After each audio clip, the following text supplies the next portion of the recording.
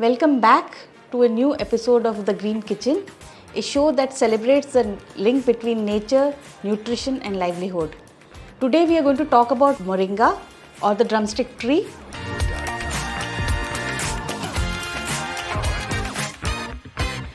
It's a very nutritious tree, and we have with us Chitra Balasubramaniam, who is an equity analyst and she writes on food. Welcome to the show, Chitra.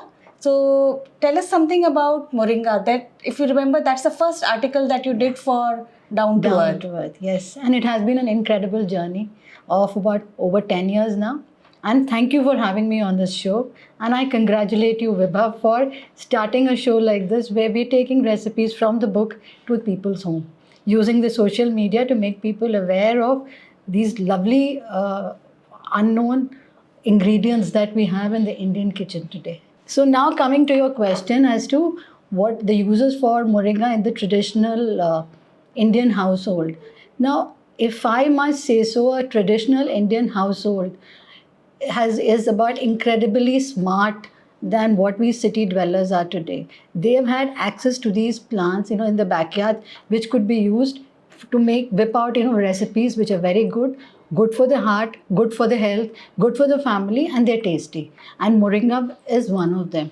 So you have these leaves which are made into sambars, which are made into dals, to pakoras, and it's given to the family. And it's not a delicacy. It is not a very how should I say, out of the world, a very much sought out dish. But this is a normal khana that everybody has. That I want to have it. So yeah, you get it and do it once a week. So that is how. What part of the tree do we use? Do we use just the leaves? But we also have drumstick. It's also the drumstick tree. So we eat the drumstick also. We also eat the flowers. So do these have different kind of nutritive value? Or why are there recipes which specifically use different parts of the tree? See, I wouldn't say that, when you cook in a house, you don't kind of bifurcate that this is good, this is bad. The phali is tasty, so it's used in certain dishes. The flowers, I think they used to make pakoras in Bengal. And so whenever it comes, whenever the flowers comes out, you make those pakoras. The phalis, it's not available, I think, throughout the year. So you use it to make sambar, you use it to make malagutal, it is used in dal. And for children, I think they love drumstick because you can suck on it. You can chew it, you can spit it out while eating, where a normal normal table, nobody will let you do that. But you have drumstick, you can do it.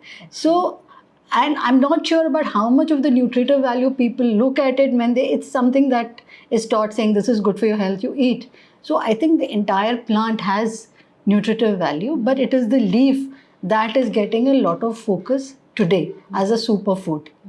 So it has actually, as you said, it's become a superfood. Yeah.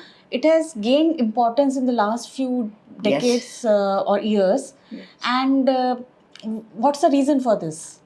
See, I'll tell you, when we did the story, I think we did it in 2014. At that point of time, I remember you telling me, Chitra, we need some scientific papers to prove what we're trying to say. And there was hardly anything available online. Today you go, it's full of research papers which talk about the nutritive value of the leaves, which talks about its antioxidant properties. It talks about the calcium content in it. It talks about vitamin A, vitamin C, the iron content, and how it helps in removing anemia in pregnant women and in children. So it is the easiest form to get nutrition. So, and it is also touted as a very inexpensive form of nutrition. So in a place where, where people are poor, this is an ideal tree because it helps give them the nutrition content which might not be possible otherwise. Moringa leaves has vitamin C as much as 7 times that of oranges or citrus fruits. Milk protein about calcium about 4 times that of milk. It's about 25 times more iron content than spinach. So it is a superfood. It's just that our ancestors knew it. It was used, but then today, of course, everything has to be scientifically proved. You need to have it on a paper, and then, of course, if the West says, "Wow, it's a superfood," then we all go bonkers saying that, "Wow, moringa is good." Yeah. So you talked about rural areas having access to it and how important it is for rural areas. Yeah. But is it available easily in the urban areas also? See, the problem in urban areas is that we've got into this habit of having manicured lawns with ornamental trees, and nobody cultivates this. I think moringa is amongst the easiest of the trees to cultivate. It requires very little maintenance, very little water, and it's a very hardy plant, so it's very adaptable to climate change, in the sense that if the temperatures drop, nothing happens to it. It can take a bit of frost. In case the temperatures goes up to 48, it is still there. It's a hardy tree, and it's very easy to grow. You can grow it next to your house, and the roots are not it doesn't go deep, so it doesn't cause any structural damage to your building. So it's a very easy plant to grow. Why people don't grow it, why they don't understand, it's maybe people should watch the show, look at it grow, and start using it. India is actually one of the biggest producers of moringa leaves also, and we are exporting as much as 80% of the yield. Yes. Outside to other countries also, and even the pods and the seeds are being sent. It is a multi-purpose tree per se. Yes. So how do we use it in our households now? What recipes can you share with us?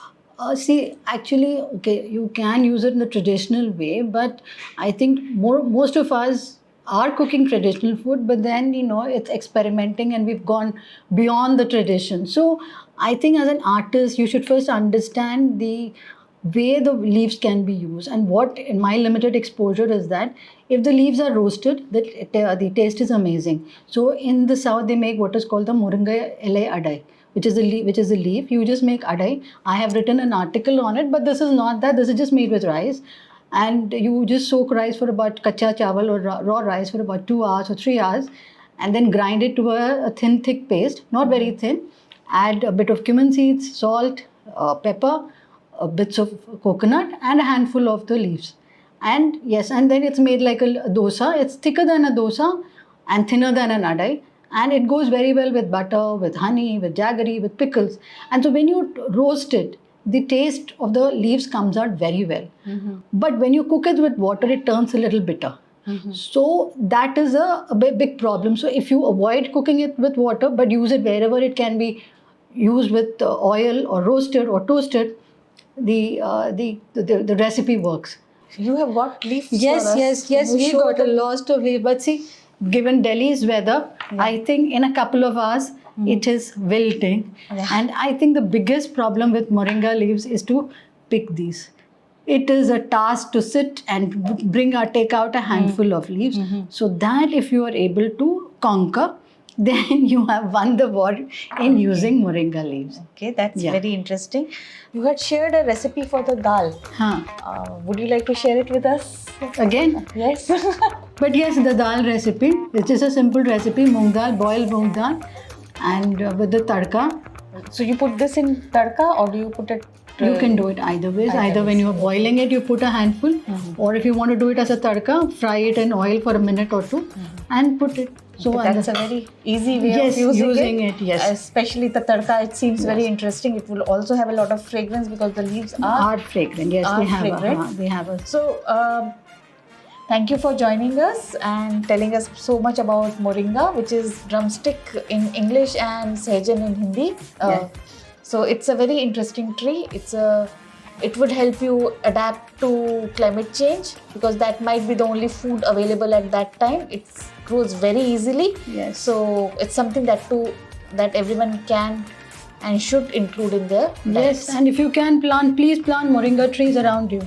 You will have access to easy vegetables to cook and wonderful to experiment with. Okay. Thank you so much.